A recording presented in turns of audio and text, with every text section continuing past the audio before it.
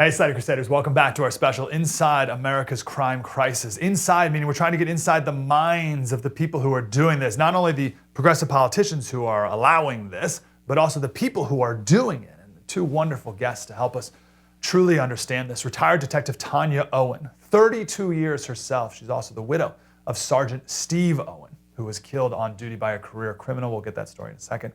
She's also the co-chair of the Recall Gascon campaign in LA, one of the George Soros DAs that we got to get out of there. And also Brian Russell, Dr. Brian Russell, he's a psychologist and attorney. Both of you, thank you for being here. Tania, I want to start with you. Can you please take us back to that day in 2016?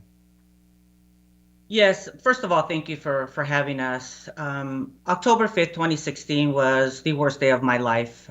Both my husband and I were in law enforcement. He happened to be a field sergeant in the northern area of Los Angeles County when a 911 call came into dispatch, and it was a woman with her young son at her home and reported that she heard glass break and then saw a male inside of her home. And of course, I can't even imagine how frightening that must have been for her and her son. When she called 911, my husband happened to be the first officer that arrived at the scene, and there was an encounter between the suspect and my husband. And during that encounter, the suspect, while giving my husband his back, was able to retrieve a revolver from his waist and shoot backwards, if you will, between his arm and his body. And it was that one shot hit my husband on the forehead, completely disabling him. He went back, was completely immobile.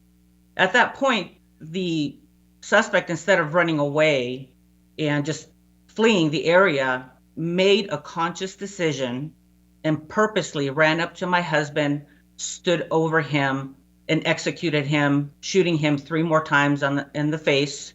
The first round happened to hit his forehead.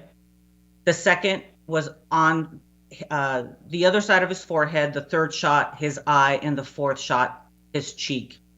And after that, he paused and then shot my husband's badge.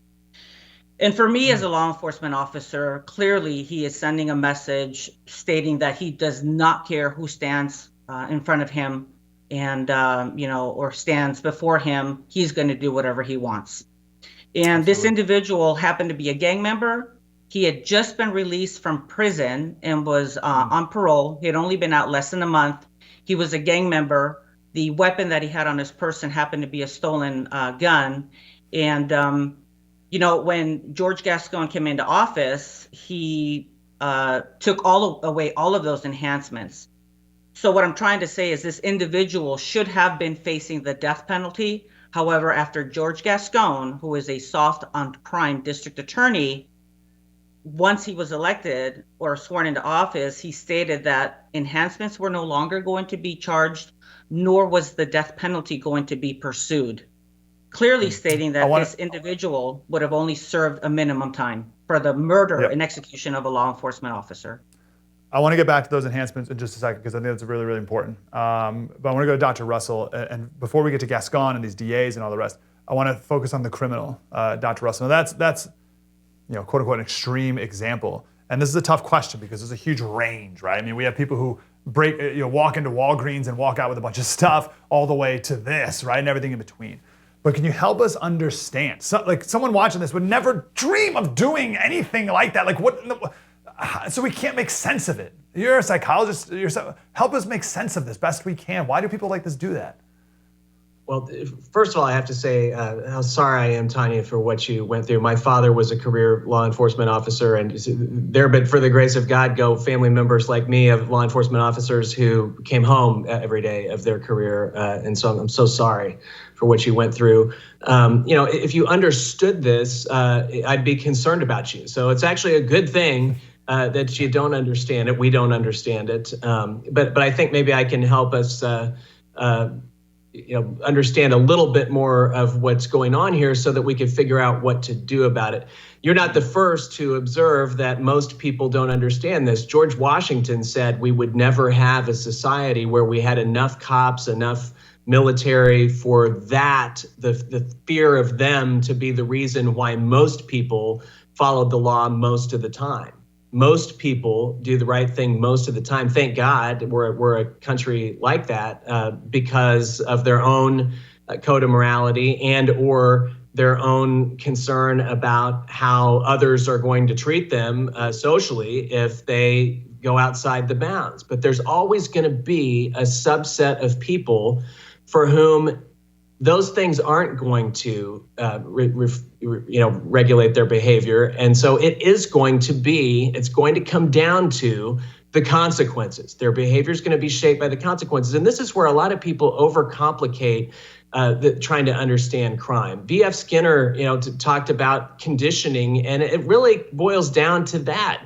Behavior is shaped by its consequences. And if you make something easier to do, you're going to get more of it. You make it harder to do, you're going to get less of it. And so this idea that we can reduce the consequences and have folks for whom the consequences are the thing that restrain them, if anything does, have them engage less in the behavior is just a complete misunderstanding of the social science. Now, when you get to the why, you get to the why is somebody doing this? Well, again, I think people overcomplicate it a lot. Criminals want all the same things that we all want. They want money. They want not to be in pain. They want pleasure. They want a legacy. Some of them want to leave something behind in an otherwise unremarkable life. They want to leave something they'll be remembered for. The difference is they feel that they can go about getting all of that stuff by violating the rights of others, where most of us feel that we have to go about getting what we want, within the bounds of law and order,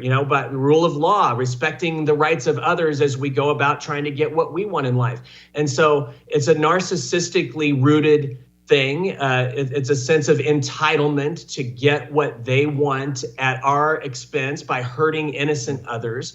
And, psychology calls that antisocial behavior. Think about what antisocial means: against society, against other people, against humanity.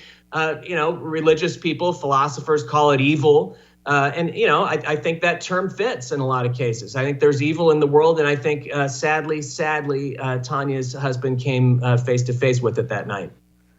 Hey, Slater Crusaders, thanks for watching that full clip right there. If you want to watch the full special, you can download the First TV app, where we truly, deeply understand what is behind this idea, this progressive idea of crime, and why progressives are soft on crime. Please download the First app. You can watch the whole thing for free.